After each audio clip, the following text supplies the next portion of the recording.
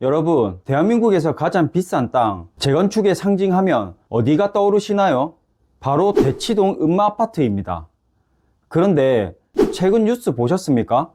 이 음마아파트 4,400세대 중 무려 300세대가 임대주택으로 등록되어 있다는 보도가 나왔습니다. 아니, 강남 부자들이 무슨 임대주택이야? 라고 하시겠죠? 그런데 이게 그냥 임대가 아닙니다. 나라에서 세금 깎아주겠다고 장려해서 만든 등록 임대주택입니다. 지금 전해드리는 이 뉴스 그냥 지나칠 일이 아닙니다. 이 임대 사업자들의 혜택을 뿌리 뽑겠다고 칼을 뽑아 들었거든요. 이번 영상은 왜 이런 일이 벌어졌는지, 이게 왜 다주택자들에게 공포로 다가오는지, 그렇다면 우리는 어떻게 대응해야 하는지, 그리고 지금만 가능한 기회는 무엇인지, 마지막으로 여러분이 당장 해야 할 행동까지 아주 냉정하게 파헤쳐 보겠습니다. 끝까지 영상 시청하시기 바랍니다. 먼저 이 기사 주요 내용을 읽어 드리겠습니다. 지난 2017년 문재인 정부는 등록 임대주택 제도를 장려하며 양도세 중과 배제 혜택을 약속했습니다. 한때 강남 음마아파트 300여 세대가 임대주택으로 등록될 정도였죠.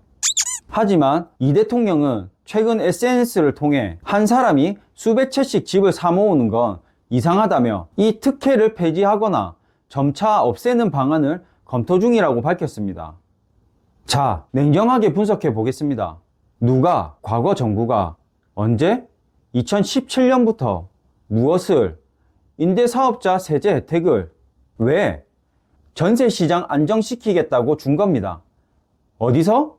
강남 노른자 땅에서. 이게 다주택자들의 세금 도피처가 돼버린 거죠. 어떻게? 8년만 버티면 양도세를 한 푼도 안 내게 해줬으니까요. 이게 전형적인 정책의 오발탄입니다. 정부가 집값 잡겠다고 임대사업자를 장려했는데 결과적으로는 다주택자들이 매물을 잠그고 집값이 폭등하는 불쏘시개 역할을 한 셈입니다. 정부가 이제 와서 아차하며 이걸 뺏겠다는 겁니다. 여기서 우리는 진짜 주목해야 할 건 세금 폐지만이 아닙니다. 더 무서운 놈이 오고 있습니다. 바로 부동산 감독원입니다. 여러분, 금융감독원 아시죠? 주식시장 감시하는 곳. 이제 부동산 시장도 그렇게 하겠다는 겁니다. 그런데 이 감독원의 권한은 정말 무시무시합니다. 기사의 내용을 보시면 법원의 영장도 없이 피조사자의 금융거래 정보와 신용 정보를 열람하는 권한을 부여하겠다는 것입니다. 여러분이 만약 집을 서너 개 가지고 임대 사업을 하고 있다고 생각해 보겠습니다. 어느 날 부동산 감독원에서 연락이 와서 당신 이 돈 어디서 났어? 대출 받을 때 허위사실 없었어? 계좌 다 까봐 라고 하는 겁니다. 감독원들은 영장도 필요 없습니다. 그냥 싹 다 들여다보는 겁니다. 이건 사실상 다주택자를 잠재적 범죄자로 취급하겠다는 강력한 시그널입니다. 정부의 입장에서는 시장 교란 행위를 잡겠다는 명분이지만 투자자 입장에서는 빅브라더가 내 통장을 실시간으로 들여다보고 있는 셈인 것입니다. 이제 운 좋게 세금 안 냈다라는 말은 통하지 않는 시대가 오고 있습니다. 그럼 이제 나 죽었네 하고 가만히 있어야 할까요? 아닙니다. 정부도 매물을 끌어내기 위해 당근과 채찍을 동시에 쓰고 있습니다.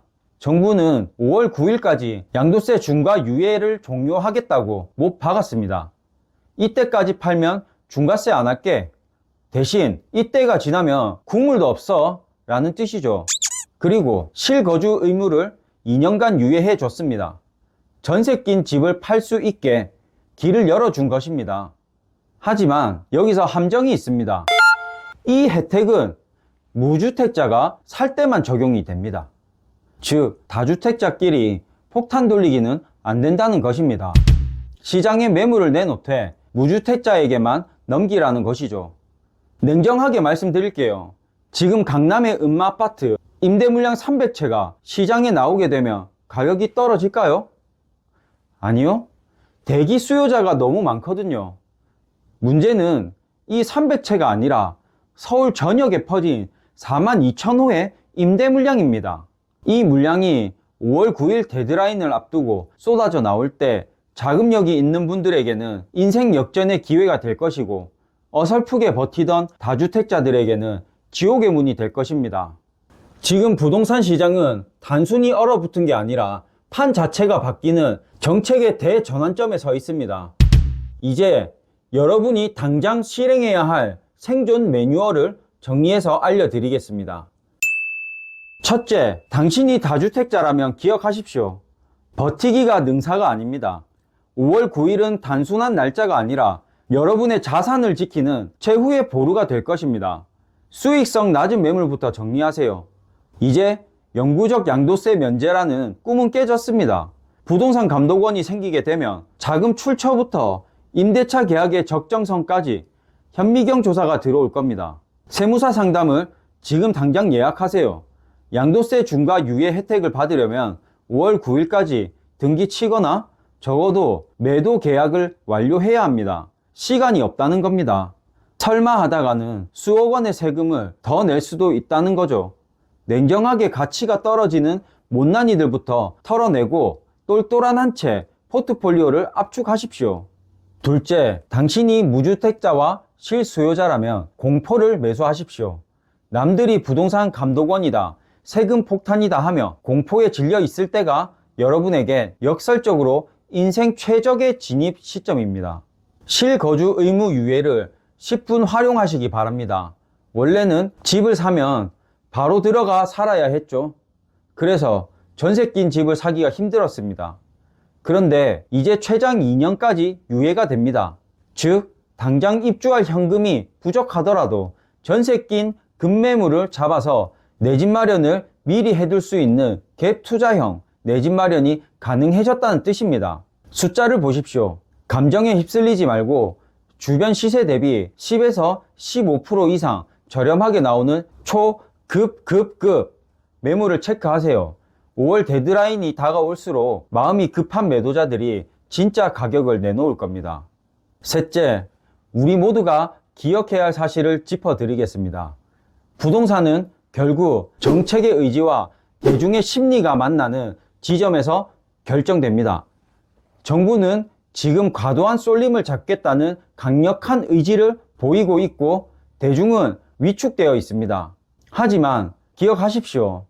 모두가 차가운 얼음 밑을 보지 못할 때 그 아래에 흐르는 기회의 물줄기들을 먼저 발견하는 사람만이 다음 상승장에서 웃을 수 있다는 것을 말이죠. 오늘은 음마아파트 300채의 논란부터 부동산 감독원까지 짚어보았습니다. 이 변화의 파도 위에서 휩쓸려 갈 것인지 아니면 파도를 타고 더 높은 곳으로 올라갈 것인지는 결국 오늘 여러분의 선택에 달려 있습니다. 이번 영상이 조금이라도 유익했다면 구독, 좋아요, 댓글 한마디 부탁드립니다. 여러분의 자산은 그 누구도 아닌 공부하는 여러분 자신이 지키는 것입니다. 조만간 더 날카롭고 더 냉정한 분석으로 다시 돌아오겠습니다. 지금까지 브라더스의 진 팀장이었습니다. 감사합니다.